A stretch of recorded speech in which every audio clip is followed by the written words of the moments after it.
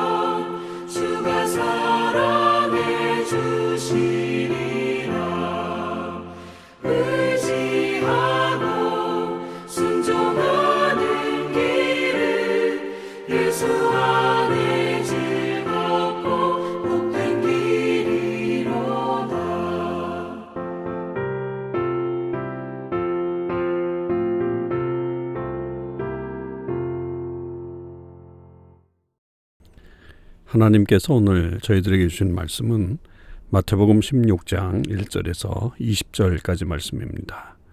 마태복음 16장 1절에서 20절 말씀을 읽겠습니다. 바리새인과 사두개인들이 와서 예수를 시험하여 하늘로부터 오는 표적 보이기를 청하니 예수께서 대답하여 이르시되 너희가 저녁에 하늘이 붉으면 날이 좋겠다 하고 아침에 하늘이 붉고 흐리면 오늘은 날이 굳겠다 하나니 너희가 날씨는 분별할 줄 알면서 시대의 표적은 분별할 수 없느냐? 악하고 음란한 세대가 표적을 구하나 요나의 표적밖에는 보여줄 표적이 없느니라 하시고 그들을 떠나가시니라. 제자들이 건너편으로 갈새 떡 가져가기를 잊었더니 예수께서 이르시되 삼가 바리새인과 사두개인들의 누룩을 주의하라 하시니 제자들이 서로 의논하여 이르되 우리가 떡을 가져오지 아니하였도다 하거늘 예수께서 하시고 이르시되 믿음이 작은 자들아 어찌 떡이 없으므로 서로 논의하느냐. 너희가 아직도 깨닫지 못하느냐. 떡 5개로 5,000명을 먹이고 주운 것이 몇 바구니며 떡 7개로 4,000명을 먹이고 주운 것이 몇 광줄이었는지를 기억하지 못하느냐. 어찌 내 말한 것이 떡에 관함이 아닌 줄을 깨닫지 못하느냐. 오직 바리새인과 사두개인들의 누룩을 주의하라 하시니 그제서야 제자들이 떡의 누룩이 아니요 바리새인과 사두개인들의 교훈을 삼가라고 말씀하신 줄을 깨달으니라. 예수께서 빌립보 가이사랴 지방에 이르러 제자들에게 물어 이르시되 사람들이 인자를 누구라 하느냐. 이르되 더러는 세례 요한, 더러는 엘리야, 어떤 이는 예레미야나 선지자 중에 하나라 하나이다. 이르시되 너희는 나를 누구라 하느냐. 시몬 베드로가 대답하여 이르되 주는 그리스도시요 살아계신 하나님의 아들이시니이다. 예수께서 대답하여 이르시되 바요나 시몬아 내가 복이 있도다. 이를 내게 알게 하니는 혈육이 아니요 하늘에 계신 내 아버지시니라. 또 내가 내게 이르노니 너는 베드로라.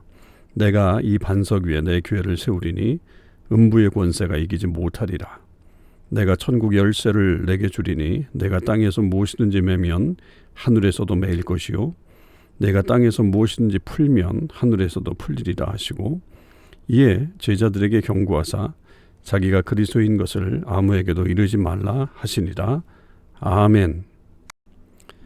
오늘도 이 새벽 기도에 동참하는 모든 우리 참소망의 식구들과 하나님의 모든 백성들 위해 하나님의 크신 은혜와 사랑이 충만하기를 주님의 이름으로 축원을 드립니다. 오늘 우리는 마태복음 16장 1절에서 20절 말씀을 묵상하도록 하겠습니다. 1절에서 4절의 말씀 속에서 이제 예수님은 다시 이방인 지역에서 유대인 지역으로 넘어오셨는데 그때 이제 바리새인들과 사두개인들이 나와서 예수님에게 표적 보이기를 청하는 장면이 나옵니다. 이 바리새인들과 사두개인들은 사실은 이렇게 동시에 나올 수 있는 사람들은 아닙니다. 종교적인 어떤 색깔들이 좀 다르기 때문에 이들이 이렇게 함께 나오는 것은 굉장히 좀 특별한 장면이고 이들 나름대로는 지금 예수님에 대해서 좀 더 분석해보고 또 어떻게 하면 이 사람을 종교적으로 좀 이렇게 비판할 수 있을 것인가 하는 것에 대한 심도 있는 어떤 그런 대화 속에 이들이 함께 나오고 있다 이렇게 볼 수가 있겠습니다. 그래서 그들은 예수님을 시험하면서 표적을 보여라. 하늘로부터 오는 표적을 보여라. 그렇게 요구를 하게 됩니다. 그때 예수님은 아주 일반적인 어떤 이 나타나는 현상들을 통해서 그들을 이렇게 악하고 음란한 세대라고 하는 사실을 깨닫게 하시죠. 그러니까 저녁에 그 하늘이 붉으면 날이 좋을 것이다. 그리고 아침에 하늘이 붉고 흐리면 오늘은 날이 흐릴 것이다. 굳을 것이다. 이렇게 세상에 돌아가는 것들을 보면서도 판단을 하는데 너희들은 어찌하여 이 시대의 표적을 분별할 수 없느냐. 그리고 이런 표적을 요구하느냐. 그런 거죠. 그래서 이들의 어떤 악한 생각들을 예수님께서는 아시면서 결국은 이 세대에 보여줄 표적이라고 하는 것은 요나의 표적밖에 없다. 이렇게 말씀하십니다. 요나의 표적이라고 하는 것은 요나가 3일 동안 물고기 뱃속에 있었던 그 표적이죠. 결국 예수님께서 이제 이후에 감당하실 십자가 그리고 그 죽음과 부활에 대한 말씀이 결국은 이 시대에 가장 적확한 표적이다. 이렇게 말씀하시는 거죠. 그 외에는 없다. 이렇게 봐도 틀림이 없습니다. 그러니까 새로운 시대의 어떤 새로운 말씀들이 주어졌는데도 불구하고 그것들을 이해하지 못하는 자기의 생각 속에 계속적으로 머물러 있는 바리새인과 사두개인들, 기존의 종교 지도자들의 어떤 그런 연약한 모습들을 여기서 볼 수 있습니다. 여러분, 우리도 언제든지 이렇게 하나님의 말씀의 새로움이 우리에게 다가오면 그것을 열고 받아들이는 그런 훈련을 해 주어야 합니다. 그렇지 않고 계속적으로 내 옛날 생각에 머물러 있으면 우리의 신앙이 더 이상 진전되지도 않고 또 하나님의 귀한 역사들을 깨달을 수도 없는 안타까운 모습을 가질 수 있다라고 하는 것을 우리는 알게 됩니다. 예수님께서 이제 그 다음에 제자들과 함께 이제 건너편으로 가실 때에 이 바리새인들과 사두개인들의 누룩을 주의하라, 그런 말씀을 하시죠. 이 지금 앞에 나와 있던 이 바리새인들과 사두개인들의 어떤 그런 공격, 영적인 공격, 온 종교적인 공격, 그런 것들에 대한 어떤 반응이라고 볼 수 있죠. 제자들을 이렇게 잘 훈련하시고자 하는 그런 주님의 말씀이었습니다. 그들의 누룩을 주의해라. 그런데 이제 이 전제를 5절에 보면 이 마태복음에서는 제자들이 건너편으로 갈 때 떡 가져가기를 잊었다라고 하는 것을 먼저 배경으로 깔고 있습니다. 그럴 때 이제 누룩 이야기를 하실 때에 제자들은 이 떡과 누룩에 대한 관계를 생각했던 거죠. 그러니까 자기들이 그것을 가져오지 않은 것 때문에 예수님께서 우리를 야단치시는구나 라고 생각을 하게 된 거고, 그래서 그것을 누룩에 빗대어서 말씀하신 것이라고 그렇게 생각하고 있었던 것입니다. 참 굉장히 어떻게 보면 일차원적인 그런 생각을 가지고 있었던 거죠. 예수님은 그들에게 믿음이 작은 자들아, 어찌 떡이 없으므로 너희가 서로 의논하느냐. 내 이야기 지금 떡 이야기가 아니다 라고 하는 것을 말씀하는 거죠. 이 떡에 관한 것이라고 한다면 이미 5,000명을 먹였던 오병이어의 사건, 4,000명을 먹였던 7병이어의 사건들이 너희들이 다 경험한 것 아니냐. 그러니까 내가 지금 그런 문제에 대해서 말하는 게 아니다 라고 하는 것을 이 제자들에게 가르쳐 주시고 계십니다. 그래서 결국 이 이야기는 떡에 대한 이야기가 아니라 바리새인들과 사두개인들의 교훈에 관한 이야기다. 그들의 교훈을 삼가해야 된다라고 하는 것을 가르쳐 주시죠. 그러니까 이 제자들의 모습이 영 아직도 이렇게 성숙하지 못하는 그런 모습, 안타깝죠. 그러니까 분명히 지금 바리새인들과 사두개인들의 대화 속에서 예수님이 그들을 악하고 음란한 세대라고 말씀하시면서 그들에게 교훈을 주셨는데, 그들이 계속해서 공격해오는 그것들이 결국은 이 조심을 해야 된다라고 하는 것을 말씀하시기 위해서 이런 어떤 누룩의 교훈을 삼아서 말씀하신 거예요. 그런데 제자들은 그것을 알지 못했던 거죠. 여러분, 우리가 이 말씀에 대한 온전한 이해를 하지 못하면 계속해서 내가 내 삶의 문제만 가지고서 하나님 앞에 나올 때가 너무 많습니다. 그렇게 되면 이게 아주 큰 문제가 되죠. 그러니까 신앙이 성숙이 없는 거예요. 그냥 내 문제 하나만 꽂혀가지고 그것만 해결하면 되는 것처럼 생각하면서 살아가는 그런 모습이 많다는 거죠. 여러분, 그것만큼 어리석은 일은 없습니다. 우리가 주님의 말씀에 귀 기울이고 또 주님께서 이것을 통해서 우리에게 무엇을 말씀하시려고 하는 것인가, 그것을 잘 듣는 훈련이 필요하고, 그것에 따라서 우리 삶을 계속해서 업그레이드 해나가는 그런 삶의 모습이 우리에게 필요한 거죠. 자, 13절에서 이제 20절까지는 우리가 너무나도 잘 알고 있는 이 빌립보 가이사랴 지방에 갔을 때 예수님이 제자들에게 너희는 나를 누구라 하느냐, 이런 질문이 이제 나오는 그런 대목입니다.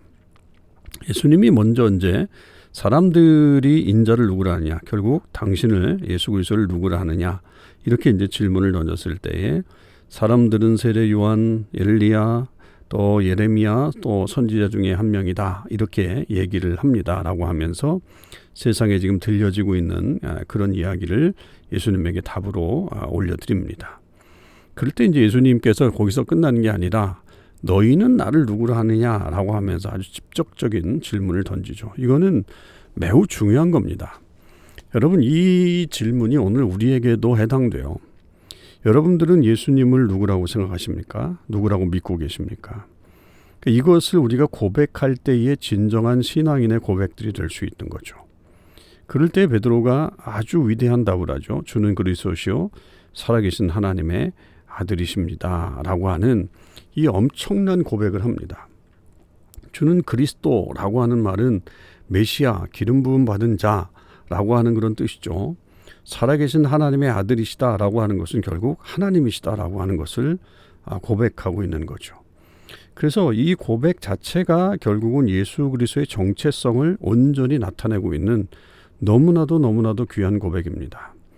여러분, 그래서 초대교회의 성도들이 로마 시대의 압제를 피해서 그들이 이제 카타콤으로 들어가고 또 이렇게 피신해서 갔을 때 그리스도인들을 색출해내고 그럴 때 그리스도인들이 표식으로 삼았던 그게 있죠.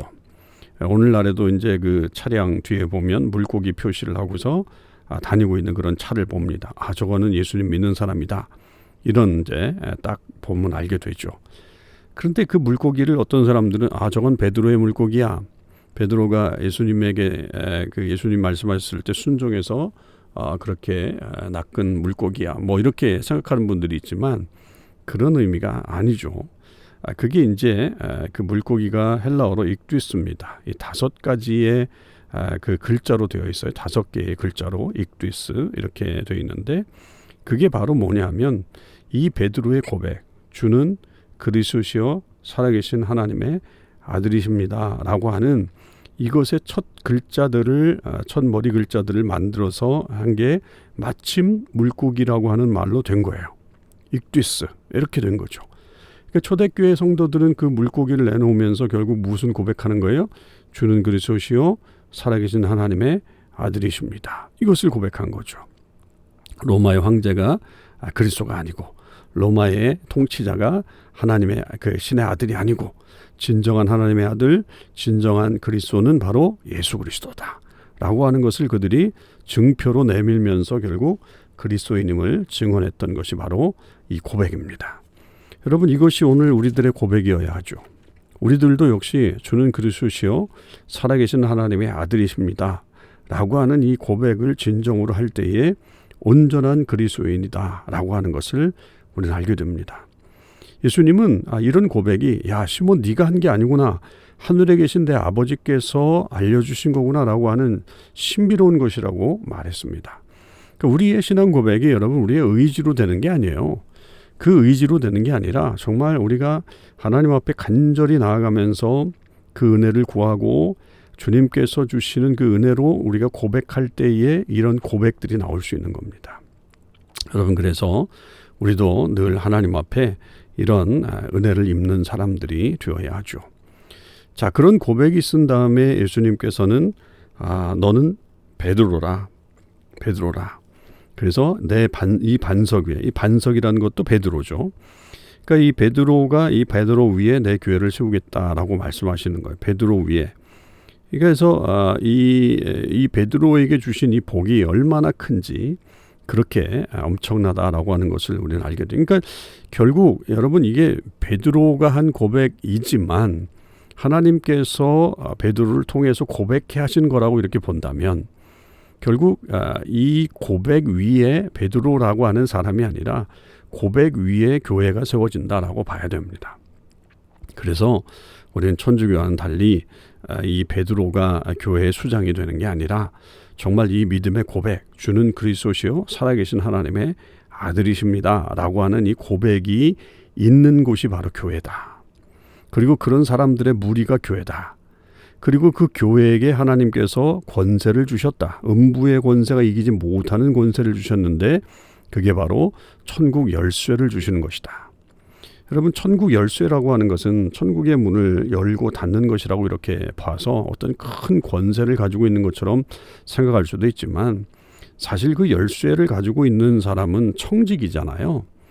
주인도 물론 가지고 있지만 주인은 청직에게 맡기고 그 청직에게 일을 시키는 겁니다. 그래서 이 땅의 교회는 하나님의 청지기로서의 역할을 감당하는 거예요. 우리가 교회가 주인이 아니라 예수 그리스도가 주인이에요. 교회의 머리는 그리스도시잖아요. 그러니까 그 그리스도의 명령에 순종하면서 이 땅 가운데서 하나님의 권세를 나타내는 곳이 바로 교회라고 하는 것입니다.